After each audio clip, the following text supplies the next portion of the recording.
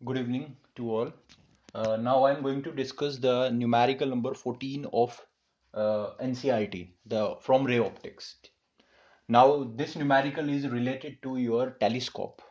So let's see what is there in the numerical.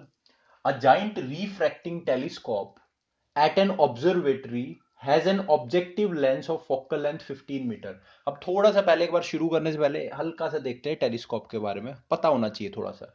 तो telescope में भी आपके दो तरह के लेंसेज होते हैं. ये रिफ्रैक्टिंग टाइप है. रिफ्रैक्टिंग मतलब लेंसेज यूज होंगे. रिफ्लेक्टिंग टाइप होता तो मिरर यूज होते. तो रिफ्रैक्टिंग टाइप है, दो तरह के लेंसेज होते हैं. एक होता है ऑब्जेक्टिव जिसका साइज बड़ा होता है, एक होता है आपका आईपीस. आईपीस का साइज छोटा होता है भाई आपका. ये ध्यान रखना आपको. क्यों बड़ा होता है ऑब्जेक्टिव का साइज? दैट्स वाई, क्योंकि हम टेलीस्कोप से बाहर की आपकी हेवनली बॉडीज देखते हैं, स्टार्स देखते हैं, जिनसे लाइट रेज थोड़ी थोड़ी कम आती है हमारी. तो हमें चाहिए मैक्सिमम जितनी भी लाइट रे आए वो गैदर हो जाए. जितनी लाइट रे आपकी ये ऑब्जेक्टिव लेंस गैदर करेगा आपकी इमेज उतनी शार्प बनती है. इसलिए ऑब्जेक्टिव का साइज बड़ा रखा जाता है. आईपीस का साइज छोटा होता है आपका. As we are going to look through the eyepiece, तो हमें कोई ज्यादा बड़े साइज की जरूरत नहीं होती है यहाँ पे.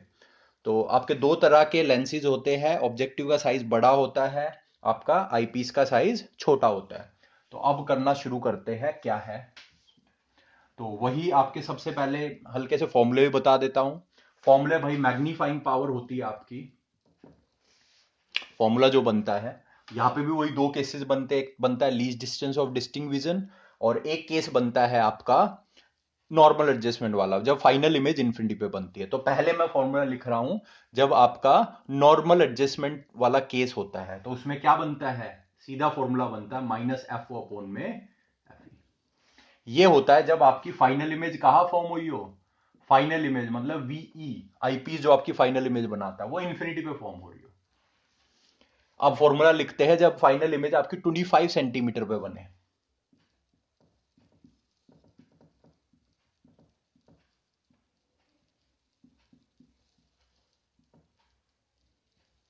ठीक है, अंदर एफ ई अपोन में डी होता है, ना कि डी अपोन में एफ ई. वो आपका टेली कंपाउंड माइक्रोस्कोप में होता था 1+D अपोन में एफ. यहाँ पे एफ ई अपोन डी होता है. और ये कब होता है? When your final image is formed at least distance of distinct vision. क्योंकि लेफ्ट में होती है इसलिए माइनस लेते हैं. ठीक है, तो ये आपके फॉर्मूले हैं. अब एक और बात ध्यान से सुनो. अगर आपको कभी भी ये ना बोला हो कि कौन सा केस है, अगर आपको बताया ना हो which case is going on, तो आप हमेशा टेलीस्कोप में लोगे नॉर्मल एडजस्टमेंट वाला. माइक्रोस्कोप में लिया जाता है least distance of distinct vision, अगर आपको केस मेंशन नहीं है तो. और टेलीस्कोप में लेते हैं नॉर्मल एडजस्टमेंट, मतलब फाइनल इमेज जब इन्फिनिटी पे फॉर्म होती है. अब चेक करते हैं क्वेश्चन में क्या है. So let's see. A giant refracting telescope at an observatory has an objective lens of focal length 15 meter. तो लिख लेते हैं सेपरेट सेपरेट करके. Here your objective and here for eyepiece. Objective की फोकल लेंथ 15 मीटर गिवन आपको. और क्योंकि convex lenses use होते हैं तो पॉजिटिव होगी.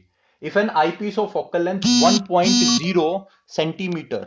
अब वो आपको बहुत बार 1 पॉइंट ऐसे करके लिखता है. द रीजन इज बच्चा जल्दी जल्दी में क्या करता है, 1.0 को 10 समझ लेता है.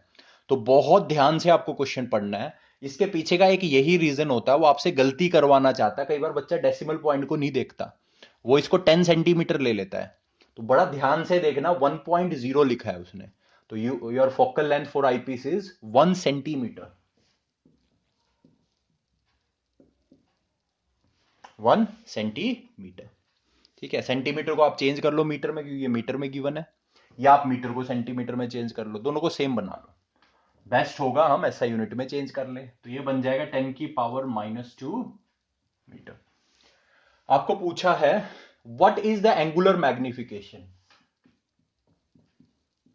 एम कैलकुलेट करना है आपको. अब देखो, उसने केस आपको बताया नहीं है कौन सा केस है. Is it the case of when the image formed at least distance of distinct vision, या आपका केस है इन्फिनिटी वाला.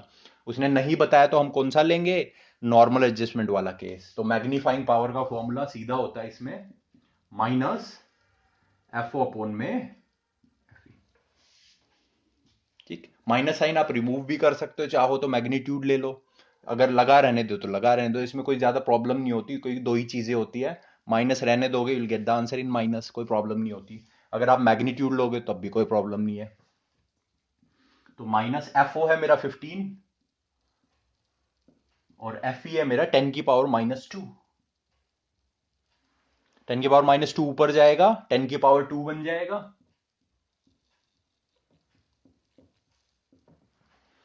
इसका मतलब आपका आंसर आ गया है -1500।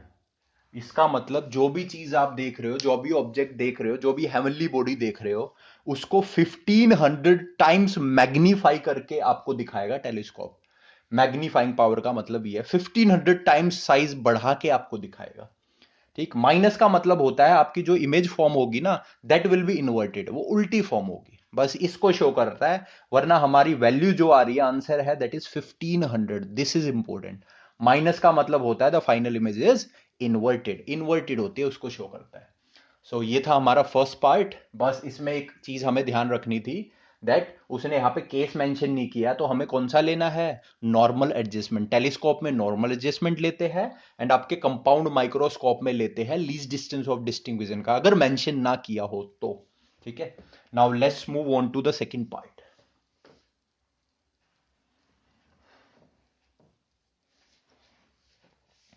अब देखिए सेकंड पार्ट में आपको बोला है, if this telescope is used to view the moon, अगर इस टेलीस्कोप का यूज मैं मून देखने के लिए कर रहा हूं, what is the diameter of the image of the moon formed by the objective। diameter of the image of the moon, इसका मतलब वो आपको सीधा सीधा साइज ऑफ इमेज पूछ रहा है।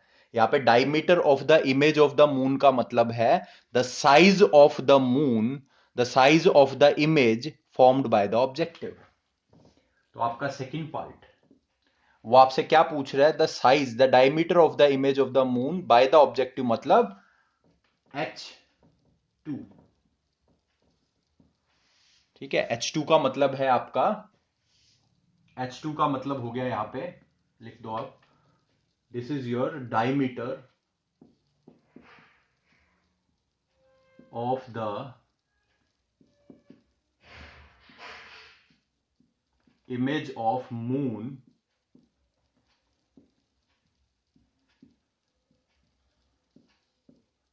Formed by objective. तो ये मुझे कैलकुलेट करना है, H2 कैलकुलेट करना है। उसके बाद वो आपको बोल रहा है कि diameter of the moon is, moon का डायमीटर गिवन है, इसका मतलब आपको H1 गिवन है, हाइट ऑफ ऑब्जेक्ट।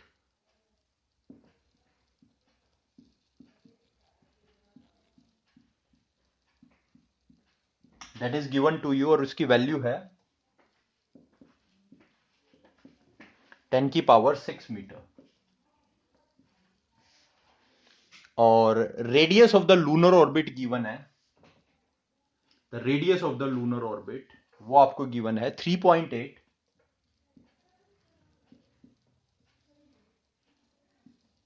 ये जो radius of the lunar orbit है ना, ये आपका ऑब्जेक्ट डिस्टेंस का काम करेगा।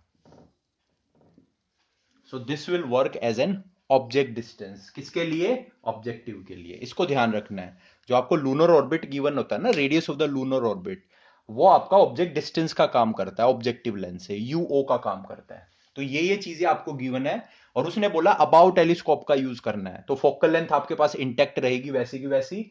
आपकी फोकल लेंथ ऑब्जेक्टिव की 15 मीटर है, एंड फोकल लेंथ आपकी आईपीस की 1 सेंटीमीटर, क्योंकि यहां पे उसने ऑब्जेक्टिव के लिए पूछा है, तो मुझे सिर्फ ऑब्जेक्टिव की फोकल लेंथ को दिमाग में रखना है, क्या है वो, 15 मीटर। तो ये चीजें आपको गिवन है। अब ये न्यूमेरिकल दो तरीके से हो सकती है, मैं दोनों तरीके आपको बता देता हूं, दोनों तरीके will take on both the cases. तो सबसे पहला लेते हैं, जो सिंपल तरीका होता है, बिल्कुल सिंपल तरीका, आपने क्लास 10th में भी किया होगा। तो वो क्या होता है देखो,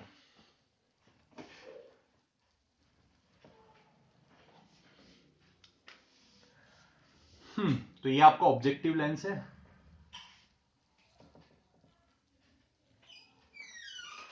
ठीक, यहां पे मैंने ले लिया आपका ऑब्जेक्ट, अब इस ऑब्जेक्ट की इमेज फॉर्म हो रही है, इमेज फॉर्म होगी, और आपको पता है इमेज उल्टी बनाएगा, तो आपकी इमेज कुछ इस तरह से फॉर्म होती है। एक रे यहां से जाएगी। अब क्योंकि ये आपका मून बहुत दूर होता है, तो उस केस में आपकी इमेज कहाँ फॉर्म होगी, फोकस पे फॉर्म होगी, और क्योंकि रेस थोड़ी सी हमें टिल्टेड लेनी होती है ताकि इमेज का कुछ साइज बने, इसलिए थोड़ी सी टिल्टेड रेज आती है और आपकी इमेज फॉर्म होती है यहाँ। ठीक है, यहाँ कहीं इमेज फॉर्म होती है आपकी, एंड कहाँ फॉर्म होती है, ये एफ ओ पे फॉर्म होती है, इसको ध्यान रखना है। ये आपका ऑब्जेक्ट डिस्टेंस हो जाएगा जो आर के इक्वल है, और ये आपका ऑब्जेक्ट की हाइट h1, एंड ये इमेज की हाइट h2। ये आपका फिगर बना दी मैंने। एक एंगल सबटेंड हो रहा है, the angle subtend is alpha, यहां पे ऑब्जेक्टिव के एंगल सबटेंड हो रहा है, this is your objective lens. तो ये आपका मून को शो कर रहा है, मून कहाँ है, लूनर ऑर्बिट, तो this R will be consider as object distance, और ये आपकी हाइट जो डायमीटर है आपका मून का, वो ऑब्जेक्ट की हाइट की तरह कंसीडर होगा। अब क्योंकि आपका मून इन्फिनिटी पे होता है, एक तरह से इनफाइनाइट डिस्टेंस है, ये बहुत बड़ा डिस्टेंस हो चुका है, तो उसके केस में इमेज आपकी फोकस पे फॉर्म होगी, तो फोकस पे इमेज हमने फॉर्म करवा दी। अब क्योंकि पॉइंट ऑब्जेक्ट फॉर्म नहीं होगी, क्योंकि रेज आपकी टिल्टेड आती है, इसलिए थोड़ा सा साइज आपको दिखाना पड़ेगा, जैसे इमेज डायग्राम में आप बनाते थे उसी तरह से। और जो एंगल सबटेंड होता है यहाँ पे, जो आपका मून सबटेंड करेगा, दैट विल बी अल्फा, और क्योंकि वर्टिकली अपोजिट एंगल से मैं इसको भी अल्फा दिखा सकता हूं, तो दोनों तरीके में ये फिगर आपकी यूज हो जाएगी। अब देखो सबसे पहला तरीका, अब आपका ऑब्जेक्टिव एक लेंस है, और लेंस के लिए हमें पता है मैग्नीफाइंग पावर या मैग्निफिकेशन का एक फॉर्मूला पता है सिंगल लेंस के लिए, क्या होता है, क्लास 10th में आपने पढ़ा होगा, height of image divided by height of object किसके इक्वल होता है, वी बाय यू के इक्वल होता है। अब H2 आपको कैलकुलेट करना है। H1 आपको ऑलरेडी गिवन है, H1 is the diameter of the moon, ये the diameter of the moon यहां पर, तो ये आपका कंसीडर होगा H1 की तरह।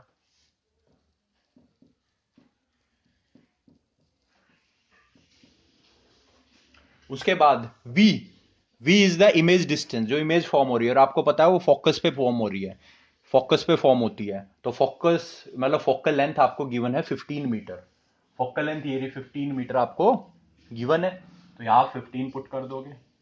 एंड यू मैंने आपको बताया था that lunar orbit will be consider as object distance, तो आर आपका, आर की वैल्यू आपको गिवन है, this is the value 3.8 into 10⁸ अब मुझे H2 कैलकुलेट करना है, तो मेरा H2 बन जाएगा,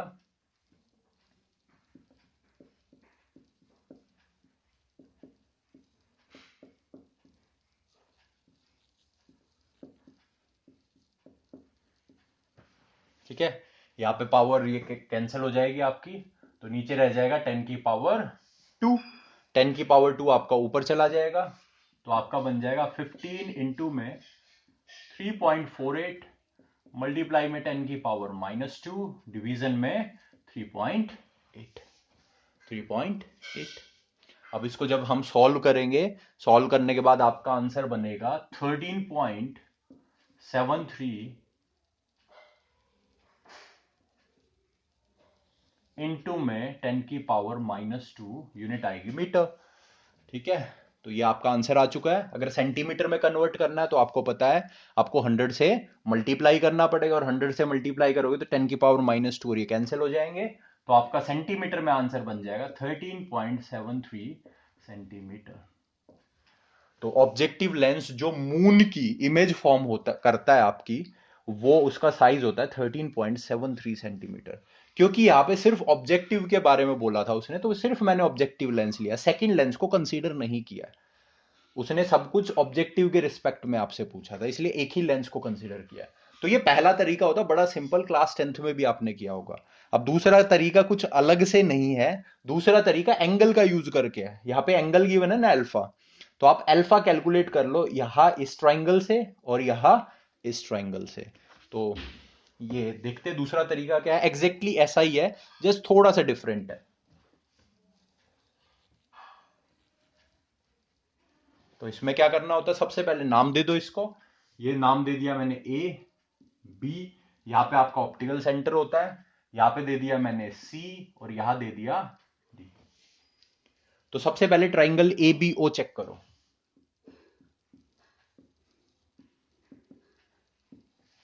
अब यहां पे आप टेंजेंट अल्फा कैलकुलेट कर सकते हो, राइट एंगल ट्राइंगल है क्योंकि, तो टेंजेंट अल्फा बन जाएगा perpendicular divide by base. Perpendicular is H1, base is your R। आ गया। ऐसे ही ट्राइंगल लो दूसरा, यहां से भी आप टेंजेंट अल्फा कैलकुलेट कर लो क्योंकि वर्टिकली से दोनों एंगल इक्वल है। सो टेंजेंट अल्फा आपका निकलेगा perpendicular H2 divide by base, base is your focal length FO। ठीक है, निकल चुका है। अब दोनों टेंजेंट अल्फा इक्वल है तो यू कैन कंपेयर देम। तो इक्वेशन नंबर 1, इसको नाम दे दो equation number 2। From 1 and 2 we get our H1 upon R is equal to H2 upon में FO। तो इस केस में हमने मैग्निफिकेशन वाला फॉर्मूला यूज नहीं किया, हमने जब आपका ट्रिग्नोमेट्रिक रेशियो है उनका यूज किया है।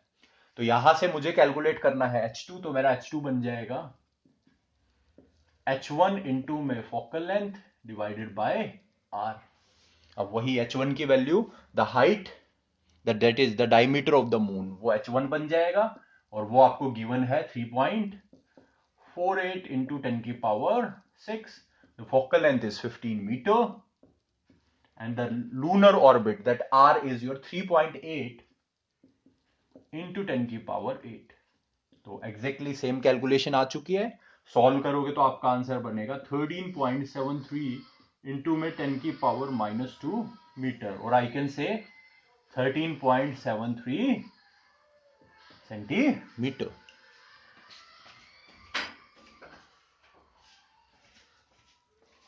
सो ये थी आपकी दो अप्रोच इस क्वेश्चन को करने की।